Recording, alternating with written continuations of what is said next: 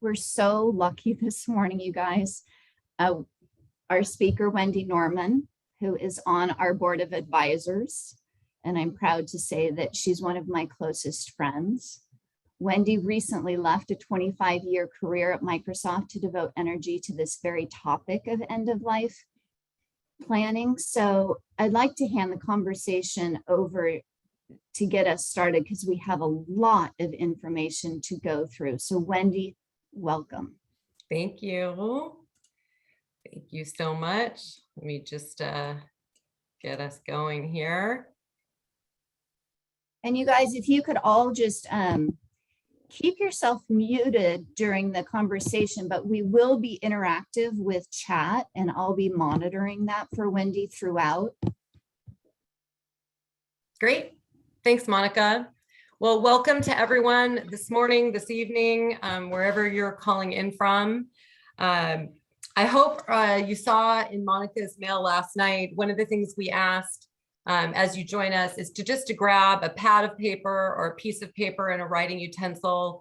I find that in doing these workshops and sessions with people, it's just really helpful for you to write down in your own words some notes throughout, and I'll give you some help with that.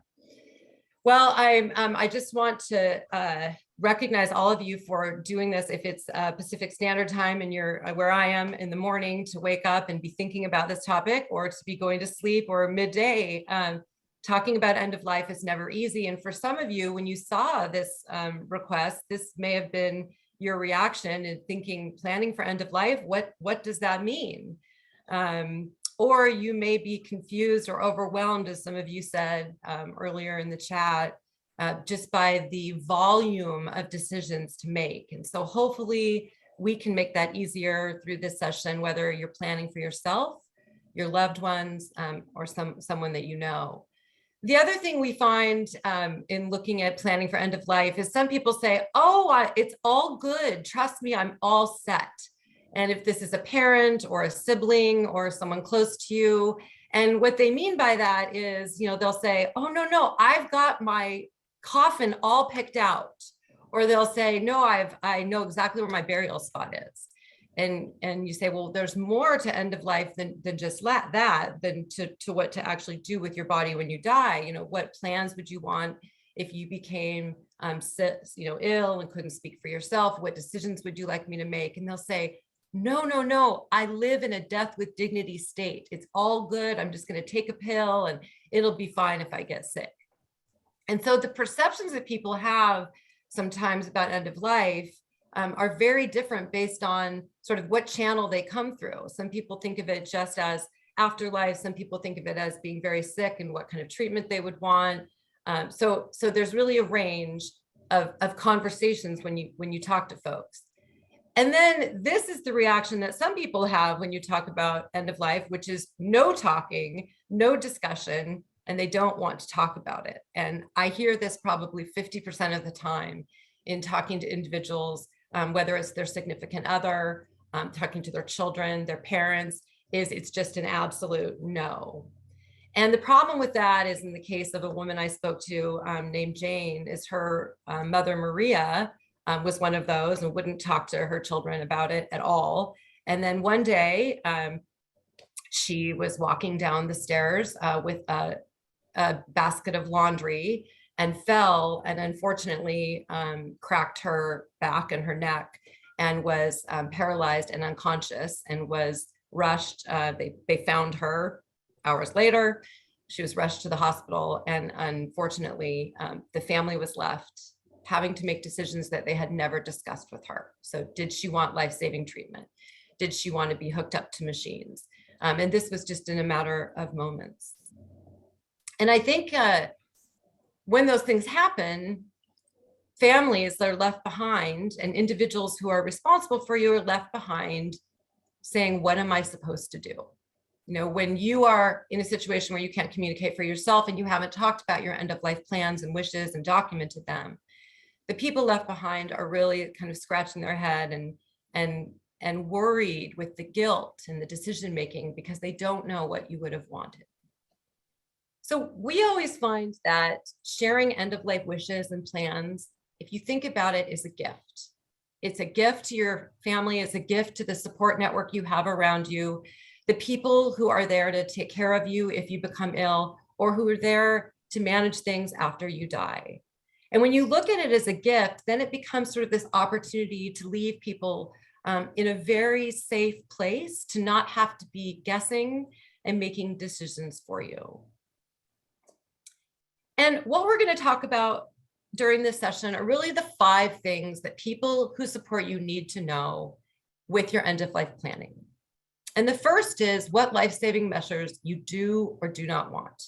So if you are in a situation where your health is in a critical place, what life-saving measures would you want someone to take?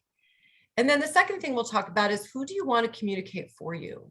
If you can't communicate for yourself and you're like Maria, you're unconscious, who is the person you would want to be there talking to physicians, talking to doctors, making decisions for you? And then how do you want your body managed after you die? There's so many choices today with green burial and new innovative ways to be climate friendly about the way that a body is managed. And then what kind of memorial or remembrance do you want? You know, how do you want to be celebrated or honored or remembered? And then most importantly in this digital age is what information is needed to access your stuff. And I think you'll find as we move through this, some of these things are not as overwhelming, as daunting as we think to get done. Some of these things don't require an attorney, a lawyer. It's really just a neighbor or yourself sitting down with your doctor or physician having a conversation. So let's quickly do an exercise with that piece of paper that you have in front of me and save some room on one side to make a list. But on one side of the paper, just grab your pen or pencil and imagine that you are Maria. And after this session today, you are doing laundry.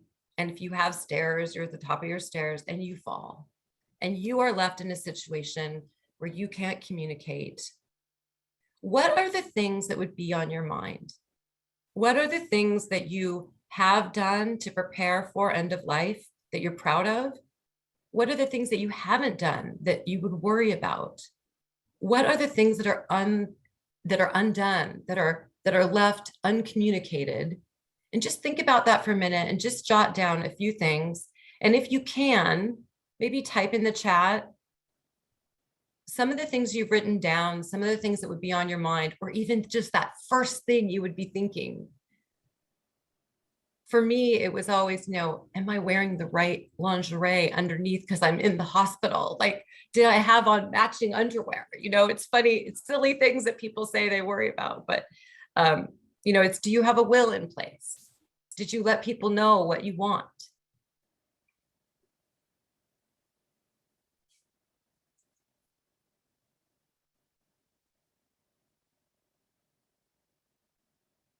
And when you want and you're free, just write down in the chat and we'll see if Monica can read some of those out and share what are some of the things that would be on your mind.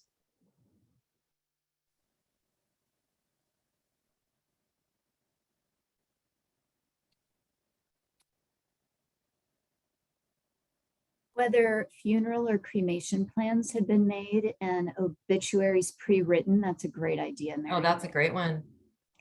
How will my husband manage our finances and accounts since I manage them today? Yeah. Passwords, location of accounts, paying bills. Yeah.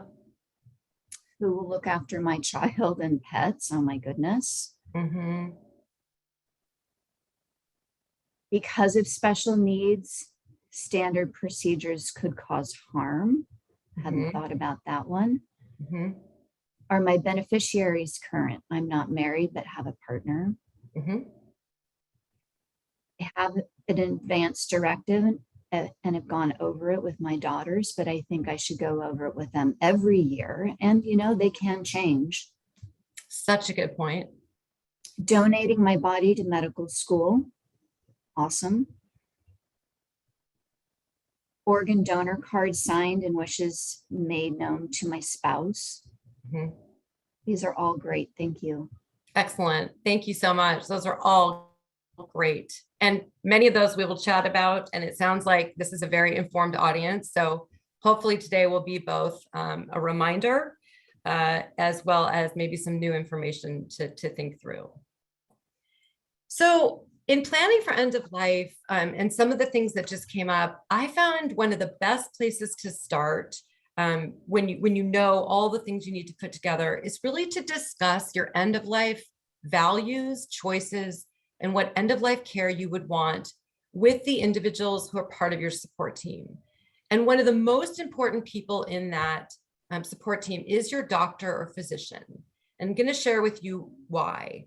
But when you think about end of life, again, some people just think about the dying, but it's really the process of dying leading up to your final passing that is sometimes most important, because whether you're diagnosed with a serious injury, with a debilitating disease, or whether it's something tragic and you have a very short time, that physician, that doctor associated with the clinic or hospital that you are engaged with is really the person on the front line who's going to be working with you.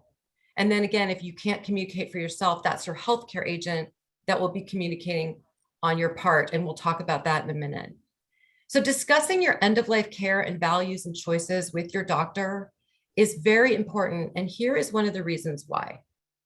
In Washington state, nearly half of the hospital beds in clinics and hospitals are run by organizations that have religious and ethical directives that make it so they cannot honor some end of life services. And some of those end of life services, we'll walk through what those are.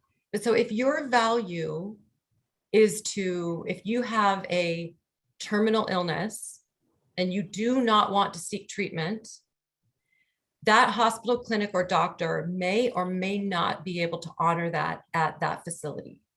So it's very important that when you think about your end of life wishes and how you would want to be treated, life-saving measures, do everything possible to keep you alive, or in specific scenarios where potentially your quality of life would be compromised, you would want your doctor to work with you to be kept comfortable up until the end.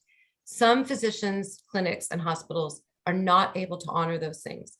So it's very important that you speak with your doctor once you know what your wishes are about what they can and cannot support.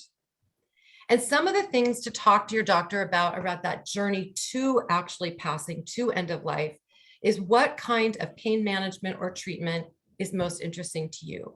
So for example, if you are diagnosed with stage 3 or stage 4 cancer, and you choose with your physicians to seek treatment and work through that, palliative care is a type of care that can keep you comfortable as you're receiving curative treatment.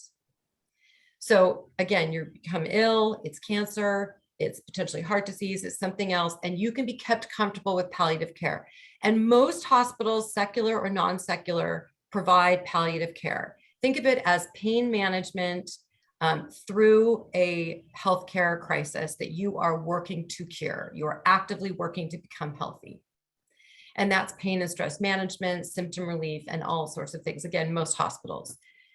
But in the case that potentially you're diagnosed with stage 4 cancer or some sort of a illness that you decide you're at a stage in life, or your family member is at a stage in life where they do not choose to seek treatment, then you can look at hospice care, which is when you have 6 months or less prognosis. And this excludes curative treatment.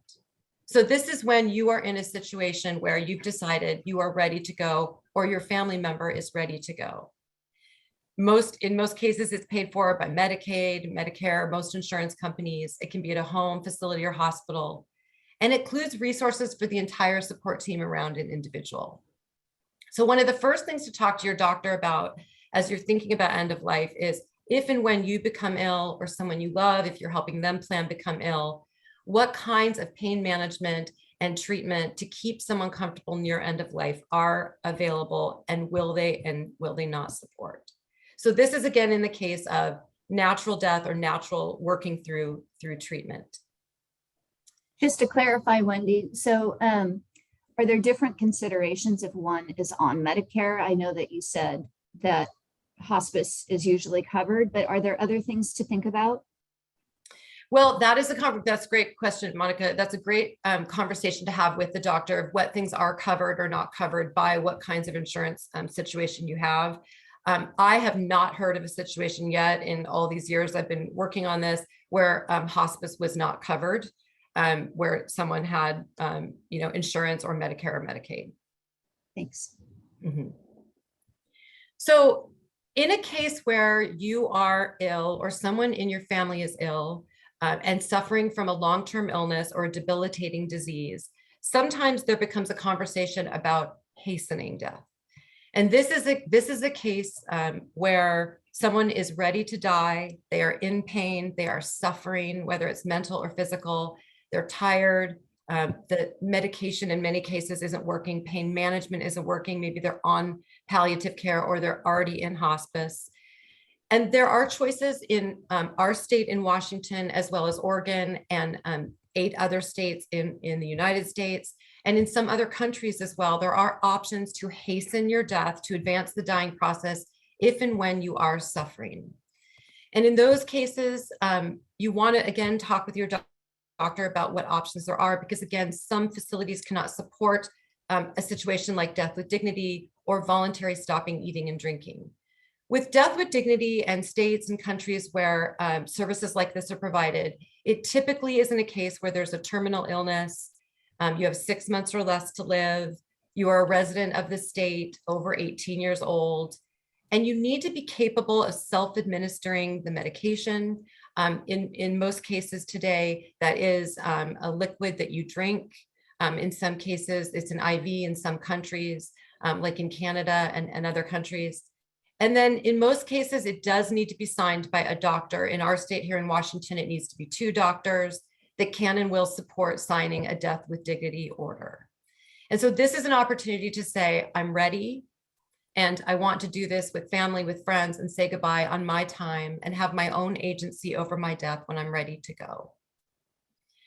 For those individuals who don't qualify for death with dignity because they have 6 months or less, they don't have 6 months or less to live, but they're suffering from, example, ALS or Parkinson's, type 2 diabetes, MS. In some cases, they're ready to go again. They're tired, they're suffering. There is another option, and that's called voluntary stopping eating or drinking, or VSED. And in this case, this is a choice that someone would make to remove hydration and nutrition and just let the natural dying process over a period of about 7 to 10 days. Now, this is something that's done in very close coordination with a physician, with a clinic, and making sure that treatment's available to keep someone comfortable. I have personally talked to over 20 families now whose family members have gone through the VSED process, and it's really quite beautiful according to their accounts. Very similar to if you have been with anyone at late stage of cancer, where the body naturally stops requesting or wanting fluids and nutrition. It's very similar to that kind of a scenario. And with the right kinds of comfort treatment from a hospice caregiver or services, people are kept quite comfortable, and the dying process again happens at just over a week. So many people who are suffering and do not qualify for death with dignity are making this choice more and more. The other thing about voluntary stopping eating and drinking is this is also available to people who have Alzheimer's. And in the cases with death with dignity, unfortunately, with death with dignity, you have to be competent and capable of self-administering and decision-making. With VSED, early on with Alzheimer's, some people are choosing to not live out the late stage of Alzheimer's.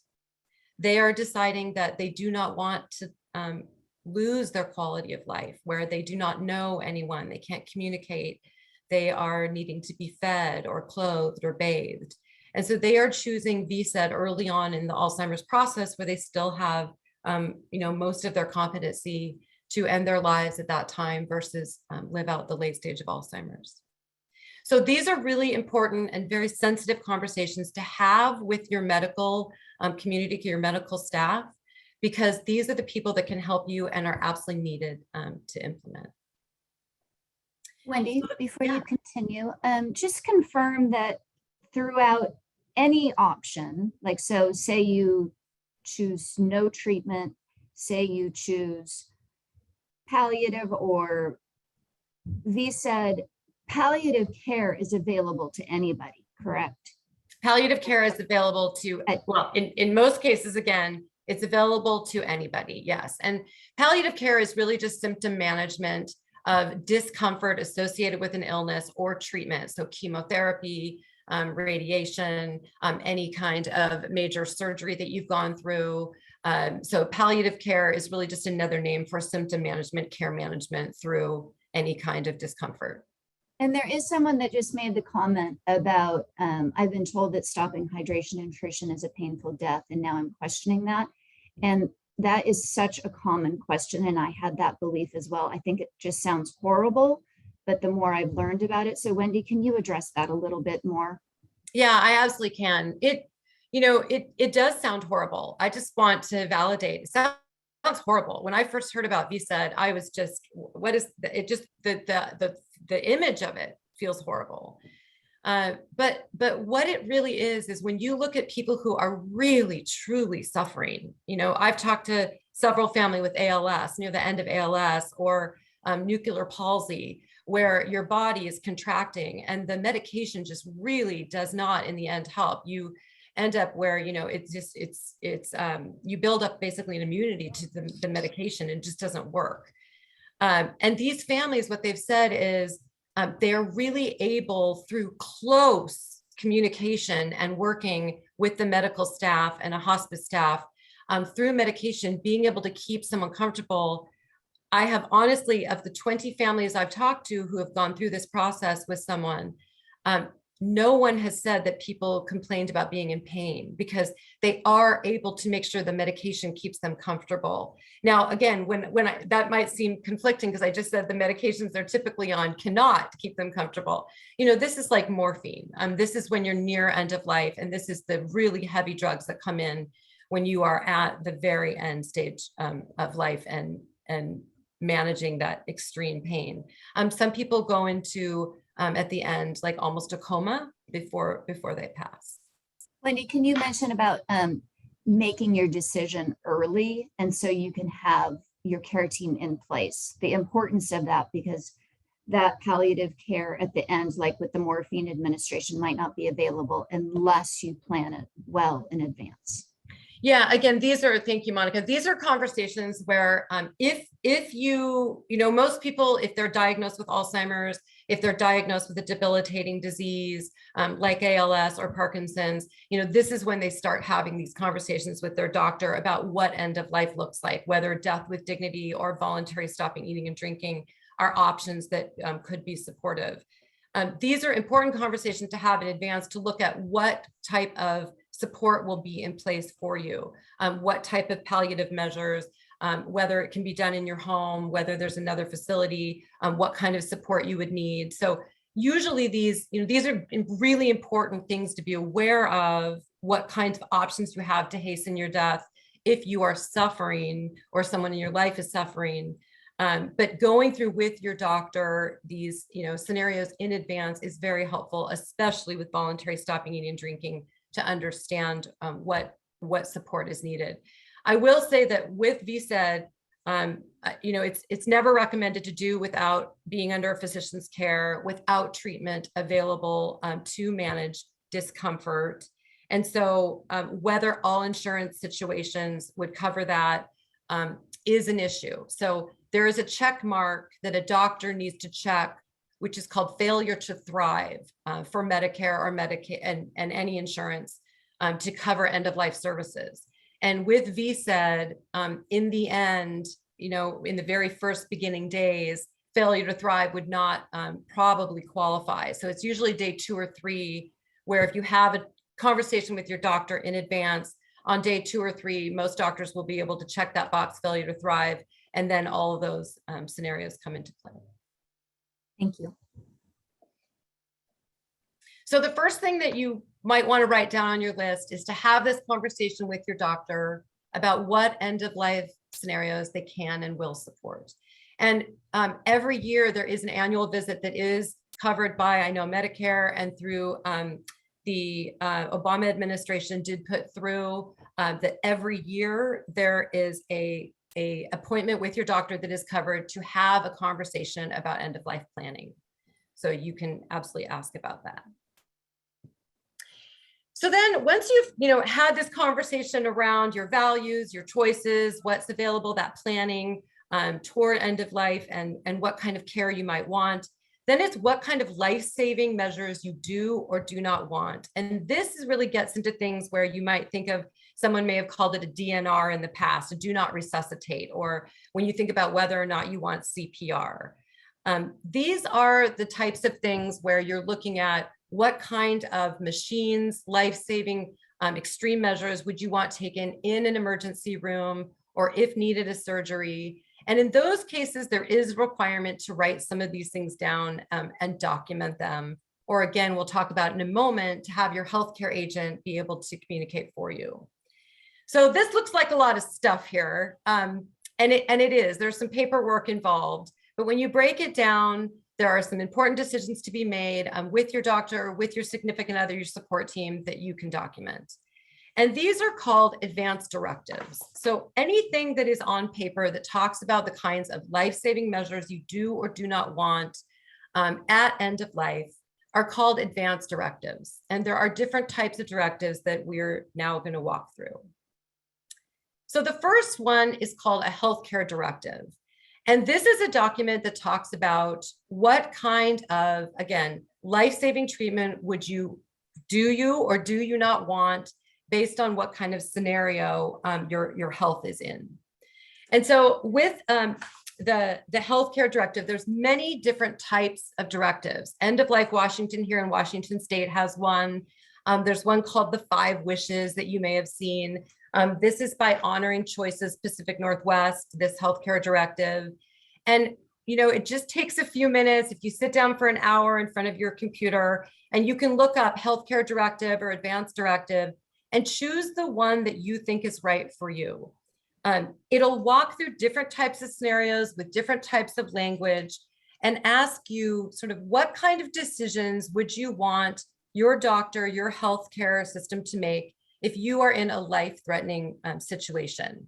So the healthcare directive is meant to give, again, direction to those who are standing around you at a time when you cannot communicate for yourself. So for example, some of the questions that are asked is, with life-saving treatment means to sustain, restore, or replace a vital function for different types of machines or devices. And then, you have a choice whether or not that is treatment you want or don't want. With a terminal condition, do you want life-sustaining treatment or not? If you're permanently unconscious, like we talked about Maria, and did Maria want life-saving treatment taken or not taken? And then the other types of questions in a healthcare directive is around nutrition and hydration. So for example, if you have a terminal condition and you're permanently in an unconscious state, would you want artificial nutrition provided, or would you not want artificial nutrition provided? And these are the kinds of questions that you'll find in a healthcare directive about different types of scenarios, and all different directives have different scenarios listed. One of the things I find is in talking to your doctor, you can walk through those scenarios about what age you are based on if you had a heart attack or you were unconscious at age 80 versus at age 50. Those are different scenarios. If you had a stroke, for example, at age 70 versus age 50, your body could repair differently, could recover differently. So again, really good conversation to walk through the different types of scenarios that might be in a healthcare directive. And then, Wendy, can I just interject? Like, I even was asking my doctor about, well, how many weeks if I'm unconscious, when should I have my team pull my plug? And so you can ask your doctor anything, and it really is a helpful way to fill out your directives. Yes, exactly. And one of the reasons I can't give everyone an absolute list here is that there are so many different scenarios. And I saw earlier on in the chat about how overwhelmed with the decisions, that they can be overwhelming. But if you sit down with your doctor and say, based on my health, based on my age, if the scenario is that I have a heart attack, if the scenario is that I have a stroke, if the scenario is I have an accidental injury that renders me paralyzed from the neck down. Through these kinds of scenarios, what do you think the right decisions would be for me at my age and my stage of life? And so those are the kind of things that you want to write down and document in your healthcare directive. Some of the directives have lines of areas where you can put additional information. You can also put in your own words and staple and attach to a healthcare directive comments and things and scenarios that may be unique to you. I've heard twice someone talk about special needs. That's an area in your healthcare directive where you would write down the special needs you have. I know someone who is allergic to steroids, that absolutely goes there. The different kinds of treatments and things you would or would not want. Kathy brought up a great question about who needs to have your advanced directives. Yes. But like, what if you're in an accident? How would a hospital know? Yes, thank you. I'm just about to cover that. Thanks for that. So with a healthcare directive, the way to make it to make it viable is to have two witnesses sign it. So this can be just knocking on the door of your neighbor. It can be, it can just be someone around you to sign, two witnesses, and then of course yourself to sign it. And that's how a healthcare directive becomes valid in Washington state. In other states and other countries, that may be different, but it cannot be someone related to you by blood or marriage. They must be 18 years of older, and they cannot be an attending physician or an employee of a healthcare facility where you live or where your family member lives. Now, the thing about healthcare directives is it's wonderful if you have them and they are written down and they're signed, but if you don't have them with you, or to the question that was just asked, or they're not accessible, then they're not very helpful. So one of the things that we would suggest is to give them to your hospital, your clinic, your doctor's office, and ask them to electronically put this in your file. You can also give them copies. Copies are just as valid as the original, and have them also put that in your file if it's not electronic at your doctor's office. Also, you want to give a copy of your healthcare directive to everyone as a part of your support team. So your family, a neighbor, a friend, whoever's responsible for your care or who potentially may be there to support you, you would want to have accessible. I keep a copy in my glove compartment of my car in the case of a car accident. I have a copy in my handbag when I travel or when I go anywhere, it's there. Just in case of those unintentional injuries, I have a directive that says what I would want at this stage of my life as far as life-saving treatment. And we're going to talk about in a minute your healthcare agent and how that person comes into play as well. So sharing these is important, and having them accessible is equally as important. There is the expected question of, will the directive be followed? I'm not sure if you want to address that now. Yes, I will definitely be. These are all such good questions. It's good. Yes, I will cover that in just a moment. So the healthcare directive is only a guide. It is a guide. It is not signed by a physician. A physician needs to make those decisions with your healthcare agent, which I'll talk about in a moment. This form is called a POLST form. It is a physician's order for life-saving treatment.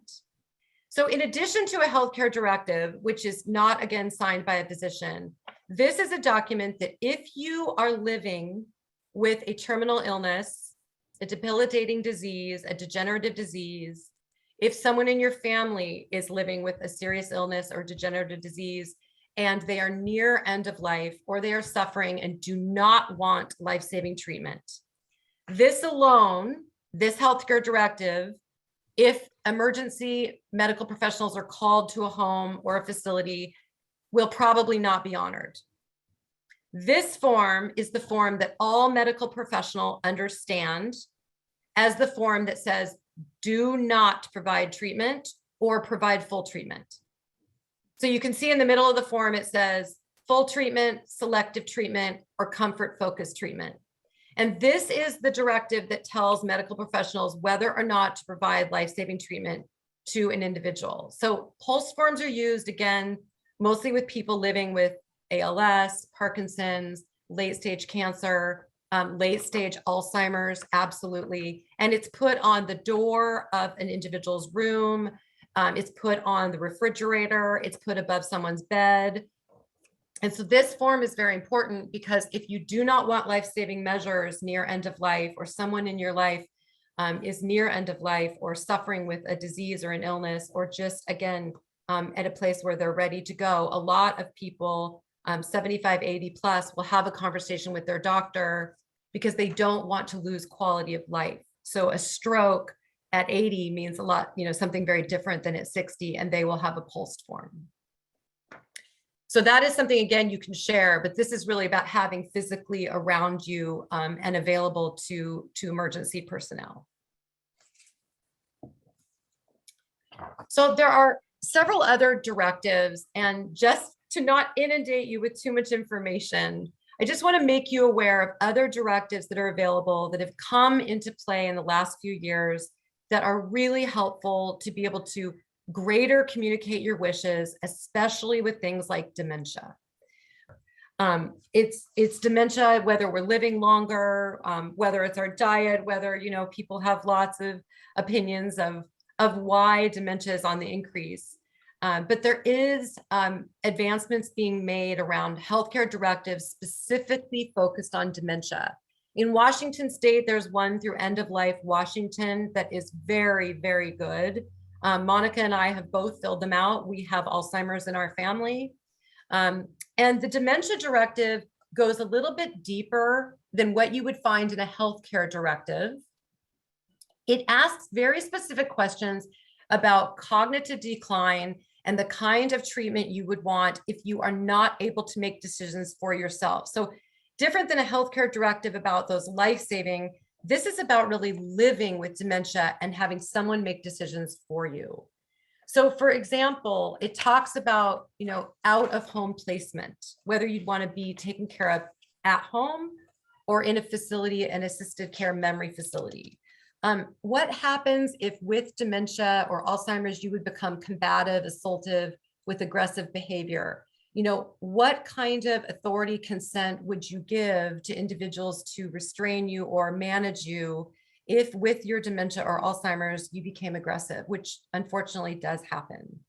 Another thing that happens often are intimate relationships. If you go to a memory care facility, sometimes family members or individuals living with dementia or Alzheimer's can get confused. And so they start having intimate or personal relationships with other people in those facilities. How would you want that handled? Financing your care with dementia or Alzheimer's is also really important. And what kinds of decisions would you make around financing that kind of care?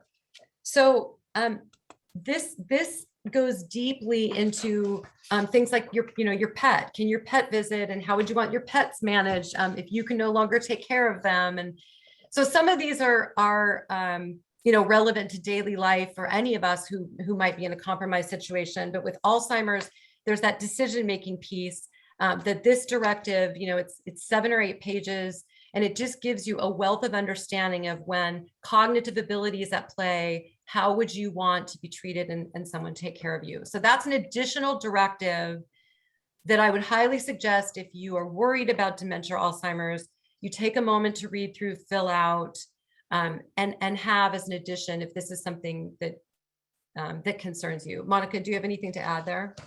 Yeah. So my personal plan is if I'm ever diagnosed with Alzheimer's, as Wendy mentioned, it definitely runs in our family. My plan is to use VSED, voluntary stopping eating and drinking, before I lose mental capacity.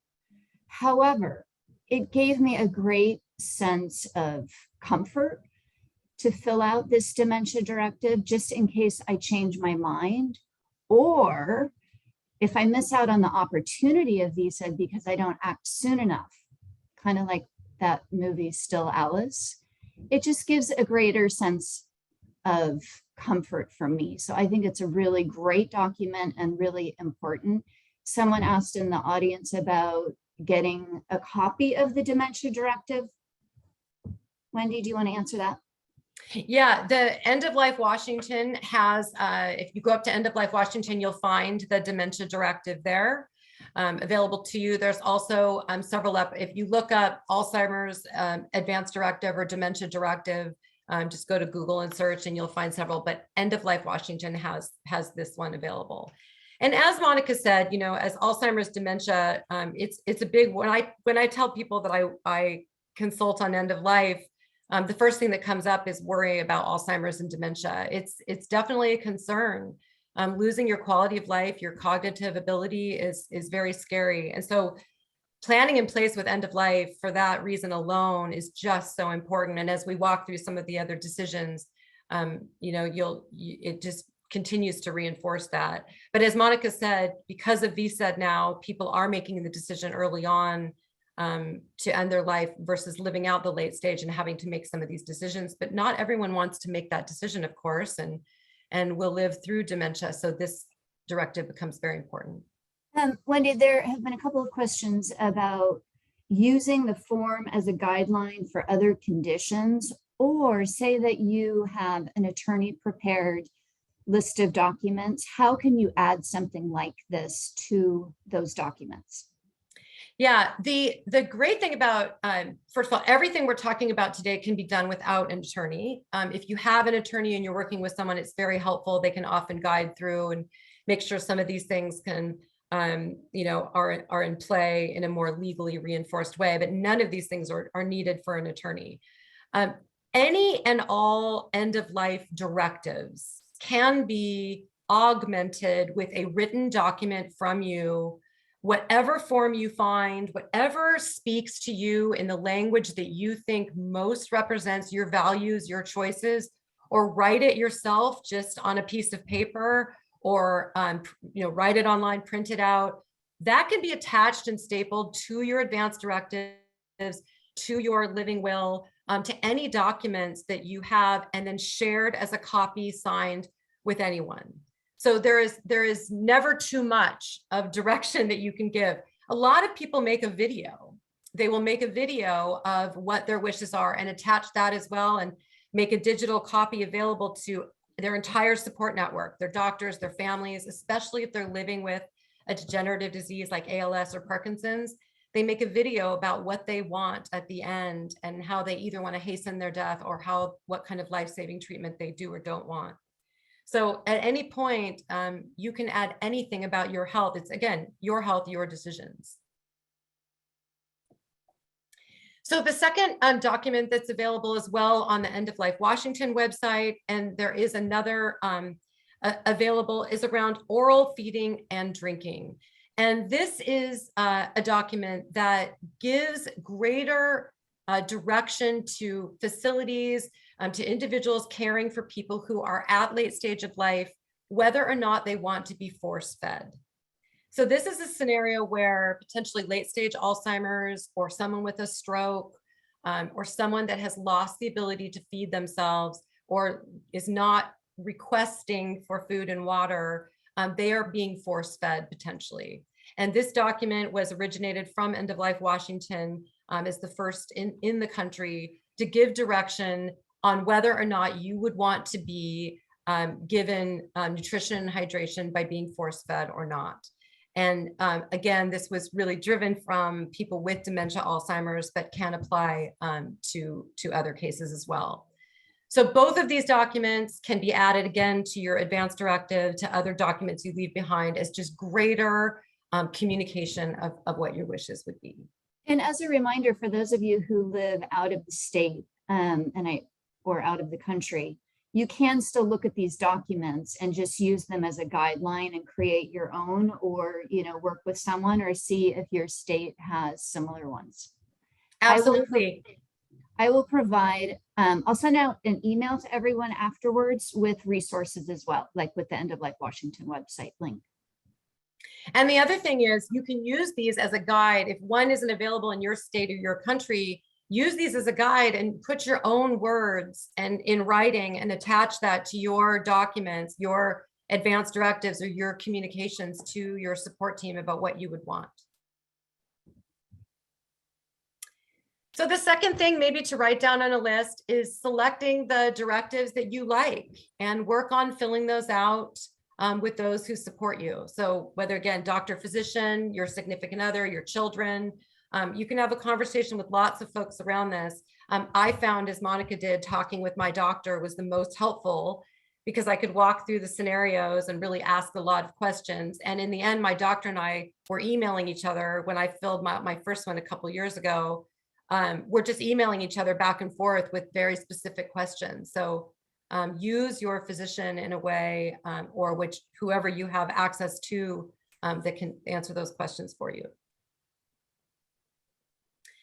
Okay, we've talked about it a couple times. One of the most important people in the scenario of end-of-life planning, other than your doctor that you choose who can support your wishes, is who you want to communicate for you if you cannot communicate for yourself. This is the person who you believe is going to make decisions just as you would make them if you were able to communicate for yourself. And this person's called your healthcare agent. Now, most people just assume that this would be their significant other, their son, their daughter, their sister, their brother. But in some cases where emotion is involved, that is not the choice that some people make, where they're worried that a daughter would not be able to let go and honor the wishes of a mother, where I know for myself, I think my significant would be much too involved in the emotion of it to be able to make really sound decisions at the time. And so I have a healthcare agent who is not necessarily my significant other as my primary. I think that the emotions will be so high. I want someone who's a little less emotional to be able to have those conversations and make decisions on my behalf. So it's not always that obvious circle right near you, but it might be. That might be the individual you absolutely want to make decisions for you. So in the case we were asked earlier about healthcare directives, advanced directives, your healthcare agent is often the person who the doctor will want to speak with first, even before looking at your healthcare directives. So even if it's digitally shared with your clinic, your hospital, even if it's right in front of a doctor, in most cases, from what we hear, is those are very helpful. They're important. I would never say don't do it. But at the end of the day, if your healthcare agent is able to be contacted and can be there to talk to physicians, that is the individual they want to speak with. So that is the person they want to be making decisions for you. And the healthcare directive then becomes this wonderful guide for your healthcare agent. So one of the best reasons in end-of-life planning to fill out these forms and to talk through those scenarios with your doctor is then to share them with your healthcare agent. So you can be talking through all of those scenarios with this person so they're aware ahead of time what it is you would or would not want in your care.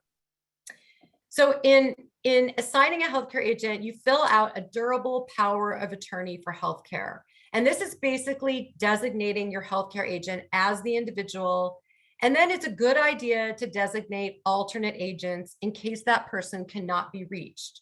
So again, in the case of Maria, when she fell down the stairs and was then found, the healthcare agent, her primary agent, was called. If she couldn't be reached, then the alternate agents could be reached as well. And those are the individuals that the emergency room or a doctor really wants to speak with. This durable power of attorney for healthcare is available again through Honoring Choices Washington. There's one on the End of Life Washington website. And again, in any state and country, you can also find a durable power of attorney for healthcare. This one has questions similar to kind of guiding a conversation with your healthcare agent. What matters most to me? What are the things that I care about? What I love to do mentally or physically? What does living well or a good day look like to me? What do I value most in life? So these questions really help guide a conversation with your healthcare agent to give them a sense of what decisions you would want made around what beliefs, preferences, and practices. This document asks those questions directly that you can write down your thoughts here. So, what healthcare decisions are best made related to my culture, my family, my community. So reading through these can help, but it's really just about sitting down and having that conversation. And then, you can get very specific here, as well as there's healthcare directives, again, that lists these things. This durable power of attorney lists them again. So just lots and lots of options of how and what documents you might choose. And then at the end, it's really, again, signing with a witness or a notary that you to make this viable. So again, no attorney needed. You can have a notary or just a witness sign, and this will then designate your healthcare agent. So the third thing you might want to write down is choosing your designated healthcare agent or alternate agents, and then filling out your durable power of attorney for healthcare.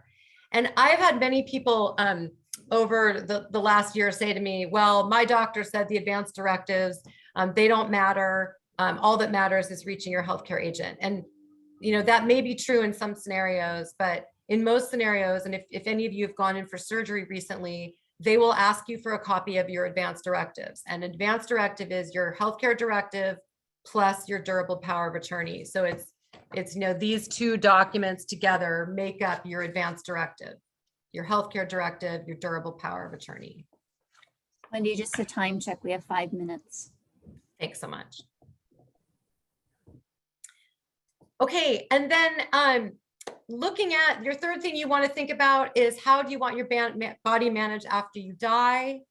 And there are many choices today as we get more green in the way we think about managing through the cremation process, burial.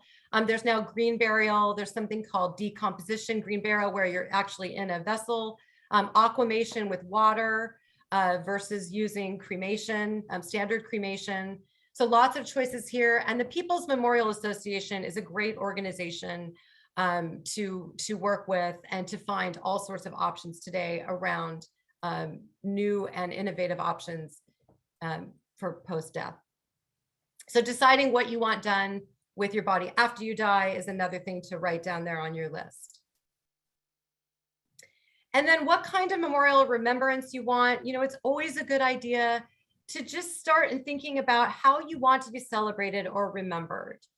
And a lot of people will do some very untraditional things today. One individual was a marathon runner, and so they had everyone running to the site of their burial. Another person put people on a treasure hunt toward their celebration of life and gave everyone maps to try to find where the location was. Then someone had a camp out, a campfire, an overnight camping trip, clam digging. And then what you potentially would want to leave behind to individuals, which meant a lot to you. For an individual who's a hiker and loved the forest, might leave a tree for everyone, or a heart as in remembrance to keep of the love they shared, sharing some of their personal items, all their scarves with individuals left behind. And then you can take ashes today and have them put into jewelry and keepsakes, or actually make stones out of them. Some very unconventional, interesting things to do as remembrance for individuals. For a painter who left a painting for his wife after he died as a surprise. And then it's always a great idea to leave letters for people as well in your end of life planning.